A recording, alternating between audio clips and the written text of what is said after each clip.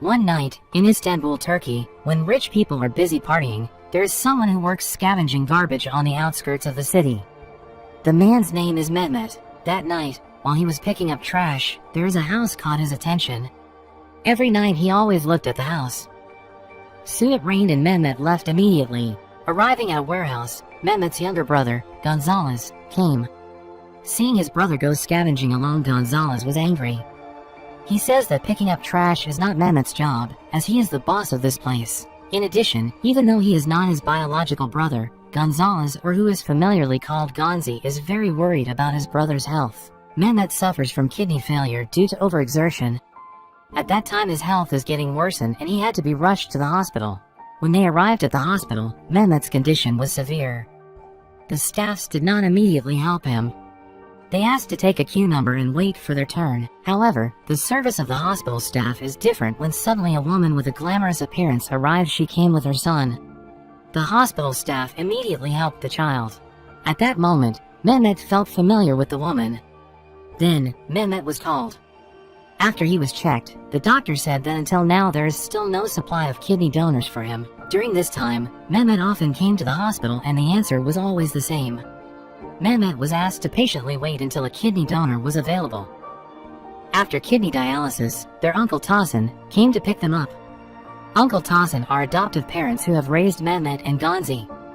On the way home, Uncle Tahsin asked about the cost of the operation if one day a kidney donor for him had arrived. Mehmet replies that he has money in savings.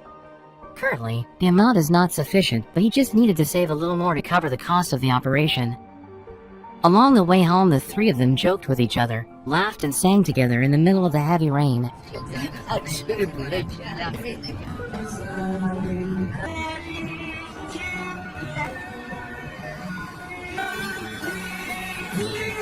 Mehmet's house is located in an alley called the Alley of Misery.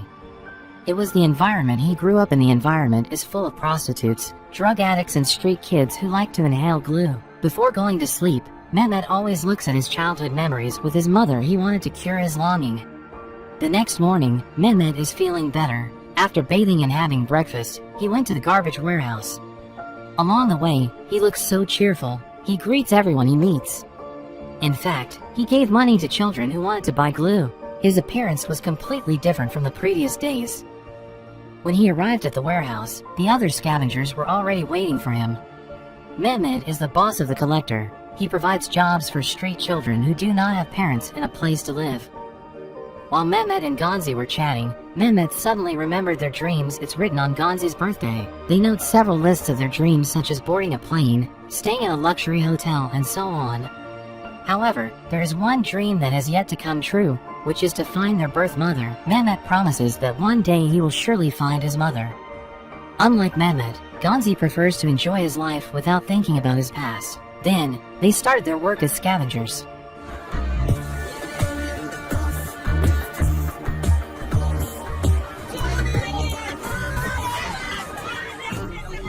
When they finish work, they each get paid. However, Gonzi arrives last, but when Mehmet tells him to weigh the box he got, Gonzi wanted to go somewhere. There is an event. Gonzi intended to beg at the gate of the event, so that today he can earn more money. Mehmet was left alone. After calculating the day's income, he wanted to save it and put it under the sofa, but suddenly he heard a strange sound. Turns out, there was a child there. The boy looked scared. Mehmet tries to approach him slowly and asks his name and his house, but the boy still said nothing until finally Mehmet offered him a meal. The boy immediately sat down. It was as if he hadn't eaten in days, but because he still didn't want to talk, Mehmet threatened to tell the police. Only then he says that his name is Ali. He tells that his mother had thrown him into the trash bag. Mehmet saw the many bruises on Ali's body. It was as if he had been beaten. When Mehmet asks who did all this, Ali replies that he was beaten by his stepfather. Mehmet takes Ali to his house. After Ali fell asleep, Mehmet called Gonzi. He tells about the child from inside the trash bag. Seeing Ali, Gonzi was very surprised. He didn't know why there was a boy in his sack. Gonzi suggested that they report it to the police, but Mehmet refuses. He decided to take care of Ali. He also asked Gonzi not to tell Uncle Tahsin about this. Finally, Gonzi promises not to tell anyone. The next day, Mehmet looked for clothes and other necessities for Ali. While waiting at the clothing store, Mehmet meets the mother and her son he saw at the hospital the other day. However, he noticed that there were bruises on her son's face. Mehmet asks the child's condition. Hearing this question, the woman was suddenly frightened and immediately left. One day, they all bathed together in a typical Turkish public bath. While bathing Ali, Mehmet felt sad for the bruises all over Ali's body. On the other hand, Ganzi is seen enjoying the bath with the other children. At that moment, one of the children asked about the meaning of the tattoo on Ganzi's waist. He told that the tattoo is a picture of his parents. Although since birth he never knew what they looked like, but he dreamed that one day he could meet them. Then, Ganzi and all the kids had fun and sang along.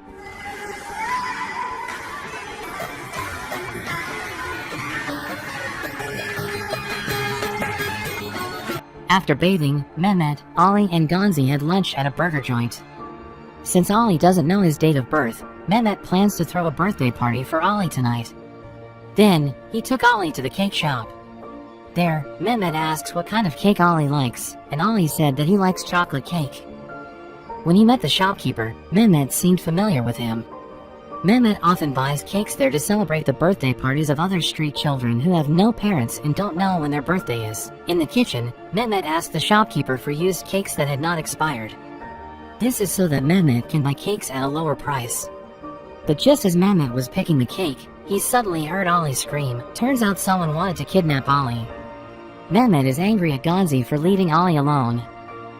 At night, Ali's birthday party began. All the children have fun and dance together. Ganzi looked gloomy because of what happened this afternoon. He began to think about his brother who loved Ali too much. Then, it was time to blow out the candles.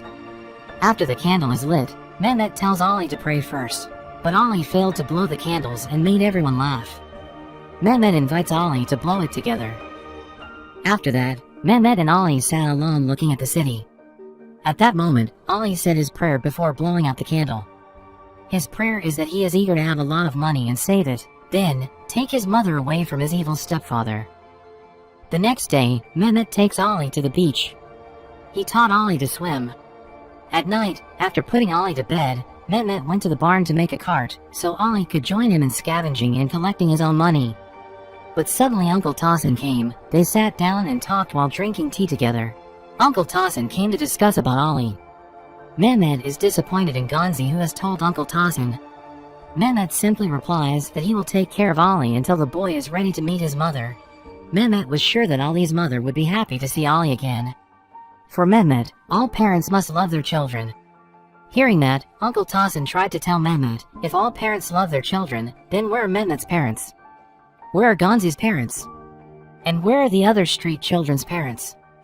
Uncle Tosin tries to wake Mehmet up, so he can accept reality. The fact that not all parents are good. Hearing this advice, Mehmet was silent. The next morning in front of the house, Mehmet calls out to Ali. But don't know why the street kids there laughed at him. When Ali came out, he saw that there were already 2 garbage carts. All night Mehmet made the cart so Ali could make money with him and Ali could gather the money himself to save his mother.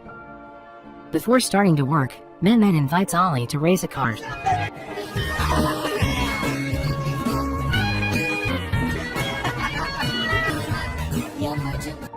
After work, before putting Ali to bed, as usual Mehmet always looked at his photo with his mother.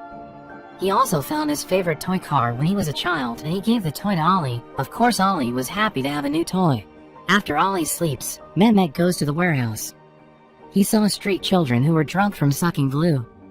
Mehmet tells them to stay away from that bad thing and he asked them not to influence Ali for doing the bad thing. In the warehouse, suddenly Mehmet's kidney disease recurred. Fortunately, he still had a stockpile of medicine. Feeling sick, Mehmet decides to go home, but on the way home, he saw street children gathered in front of his house. Turns out, while Mehmet was away they had gotten Ali drunk on glue. Luckily, that night Ali's condition was not too bad. He inhaled glue because he was instigated by the street children. They said, if Ali was drunk he would be able to meet his mother. Because of a very deep sense of longing, Ali was instigated. Mehmet takes Ali home. At first, Ali refused because he was still afraid of his stepfather. But after Mehmet assures him that he will help save his mother, Ali finally does. After they walked long enough to find an address, Ali suddenly fell silent looking at an apartment. Not long after, a well-dressed man came out of the building. Ali is scared and hides behind Mehmet. It turned out that the man was Ali's stepfather, who had always beaten him. Mehmet told Ali to wait while he would chase the man, but unfortunately he lost track. When he returned, Mehmet is surprised to see Ali crying in fear in the trash bag. His face was also covered with bruises like he had been beaten by someone. Mehmet thought that the scavengers in the area had beaten Ali because Ali had been scavenging in their area. Mehmet is feeling angry. He got into fights with scavengers in the area.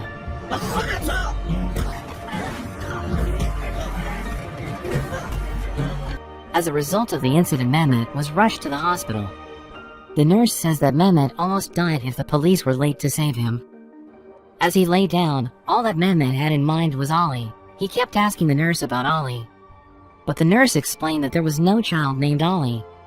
Mehmet must be feeling dizzy because half the blood in his body is now in the dialysis machine. Even when Mehmet asks Ganzi about Ali's condition, Ganzi only replies that Ali is nowhere to be found. Hearing that, Mehmet panicked. He tried to escape from the hospital. Ganzi then carries Mehmet to the warehouse in very bad condition.